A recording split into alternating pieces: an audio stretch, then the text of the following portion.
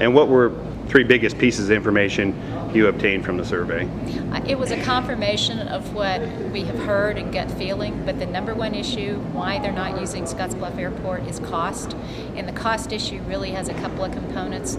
People talked about when it's one person, they can probably justify it. If it's more than one person traveling, just the cost of the tickets add up to something that they can go to Denver and back and even stay the night.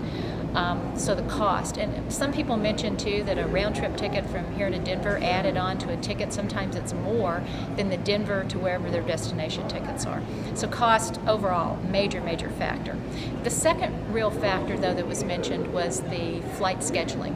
When the flights leave, when they connect, how long I have to stay in Denver on connection times, can I really get to where I'm going in a timely manner? And the third one was dependability.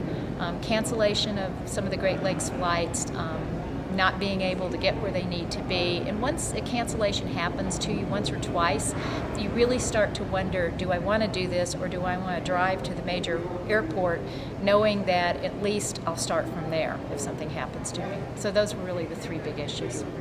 And you mentioned that some of the people that took the survey, and the survey results were from the last if people had flown in the last 2 years. Yes. But you had mentioned something about if a person has had a bad experience, so that kind of will cause them, even if it hasn't been in the last 2 years, to maybe supply some negative comments? Yes, if I had a horrendous flying experience 3 or 4 years ago, that's going to follow through with me as I think about those ratings.